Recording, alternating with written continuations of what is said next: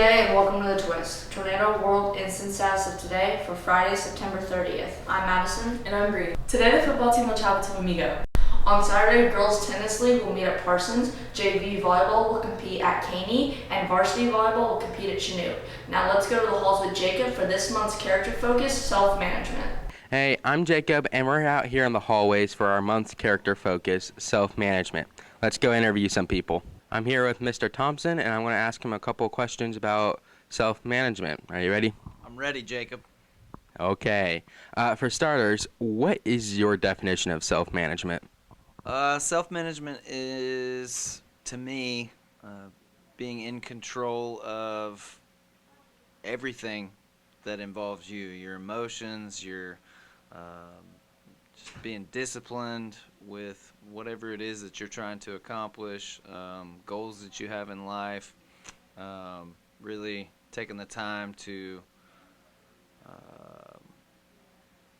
focus on whatever it is that you're trying to accomplish and setting yourself up to succeed in that area. Okay. Do you think self-management is something you can improve on? Yeah, I believe self-management is something you can improve on. Like I said, you know, if it's something in school, a subject in school that you struggle with, learning to manage your time, learning to manage your study habits, learning to manage staying focused and not being distracted by everything else that's going on.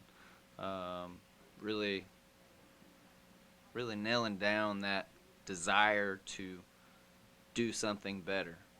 It just takes practice, and you know, once you put into practice some good discipline or good ideas towards reaching that goal, you know, over time those things become habit, and so it just becomes second nature. Okay, so I mean, you kind of essentially answered our third question, but is there a way? So if so, there is a way to improve on it. Would you agree with that? Absolutely. Yeah, I kind of just answered that. You know, just being driven to accomplish something, but it doesn't just happen. You know, there are steps and procedures and things that you can put in place to accomplish that goal, to be more, I guess, better at self-management. Well, that's all the questions we have for you today. Thank you for taking your time. All right, thanks, guys. I'm here with Mr. Welch, and we're going to ask him a couple questions about self-management. Are you ready? I am ready. Okay. For starters, in your own definition, what do you think self-management is? I think self-management is the ability to control our emotions and handle our reactions to the things that happen around us. Okay. Is it something you can improve on? It is definitely something you can improve on. Go ahead. Sorry. So, if since you can improve on it, how do you think you can do that? Just be aware of your reactions and what's going on around you, and understand how it affects other people. And so that way, if it's something that turns out negatively, you think about it and reflect on it and move on, and just try to improve the next time you get in a situation like that. Well, thank you. Those were some good answers. That's all we have for you. Thanks for taking your time to answer these questions. Thanks for coming by. I'm here with another Mr. Thompson, and we're going to interview him some questions about self-management. Are you ready? I'll try my best. Wonderful. So in your own definition, what do you think self-management is? I would say it's how you live your life, basically. I think managing all kinds of different aspects of your life, whether it's the fun side of your life or the work side of your life or the busyness or the chores or whatever you got to do, keeping everything going, getting things done that you need to get done, and remembering to have fun along the way. Do you think it's something you can improve on? Of course. Staying on top of yourself, not being lazy, and then also remembering you also deserve a break every once in a while. I know I got 3 little kids that keep me really busy with soccer and daycare and school and stuff like that, and then I got kids here I got to take care of and grade papers and turn stuff in, whatever. And then I also want to have fun. I got to keep a good relationship with my wife, so I'm pulled in about 20 different directions. But at the end of the day, I could be sad or angry or upset about it, or I could manage all this and remember to have a good attitude. And I think you can force yourself to be a little bit happier. Of course, bad things happen, but if you're managing everything and staying on top of it and not putting stuff off, procrastinating too much, I think it really helps you have a healthier life to stay on top of everything and keep things in perspective, and it leads to more happiness. Okay, so do you have any advice for students about self-management? Stay on top of your stuff, whether it's sports or school or outside stuff, work, if you have a job. Stay on top of it. Don't put stuff off. Don't let things overwhelm you.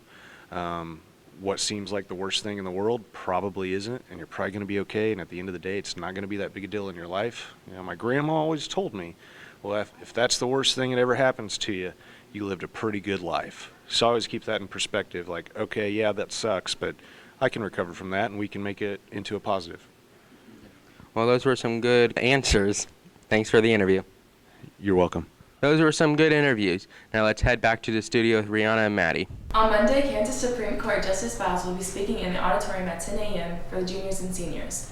And then JV football will be playing Pittsburgh at home. Then on Tuesday, purple clubs will meet and volleyball will play at home. Thursday will be late start day. Cross country will compete in Indy. And soccer will play Parsons at home. And the student section thing will be pajama night. Now to the halls of Brooklyn for the special. Hey everyone, today we're going to be interviewing cross country and tennis. Let's go. Today I'm here with senior Caden. I'm going to be asking him some questions about cross country. Are you ready? Yes, I am. Okay, the first question is, how do you feel like you're doing personally this season? I think personally I am doing great. What inspires you to do cross country? Just, I love running and my brother roped it in, so ever since I've been playing. And how long have you been doing it? 4 years. This is my fourth and last year. That's good. Thank you. Today I'm here with Caitlin, and I'm going to be asking her some questions about cross country. Are you ready? Yes. Okay, the first question is, what do you think you can improve on this season? Having a better headset and just my speed. What inspires you to do cross country? Just staying good fitness and yeah. How long have you been doing cross country?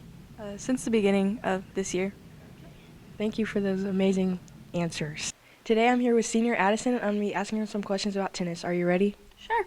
Okay, the first question is, how do you feel like you're doing personally this season? Well, I did have to cut my season short, sadly, but when I did play, I felt like I was improving greatly compared to last year, so I was really happy with that. That's really good. Okay, what inspired you to play tennis? Probably my grandma back home. She played tennis when she was younger, and it was just always really fun, she said, and so I wanted something to be close to her. Okay. And how long have you been playing? This would have been my 4th full year. Thank you. Today I'm here with junior Lindsay, and I'm going to be asking her some questions about tennis. Are you ready? Yeah. So how do you feel like you're personally doing this season? I think I've definitely improved from whenever I first started tennis. I think both me and my doubles partner have. What inspires you to play? I don't know. I just like it. And how long have you been playing? Since freshman year. Okay, thank you. Today I'm here with freshman Charlie, and I'm going to be asking her some questions about tennis. Are you ready? Yes. Okay, the first question is, how do you think you're doing personally this season? I'm not the best at tennis, but I've improved a lot. I think I'm doing a lot more decent than I was. That's good. Okay, so what inspires you to play?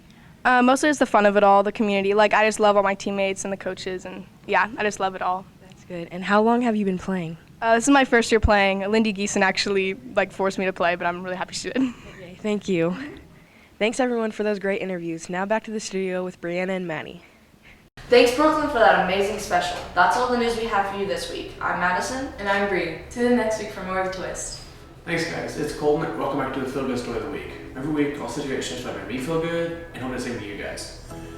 Earlier this week, WWE superstar John Cena made history and earned himself a Guinness World Record by granting the most wishes through the Make-A-Wish Foundation. The Make-A-Wish Foundation is a non-profit organization that helps children with critical illnesses live some of their dreams. In 2012, Cena granted the foundation's 1,000th wish, making history already. And in 2015, he also became the first celebrity to grant 500 wishes.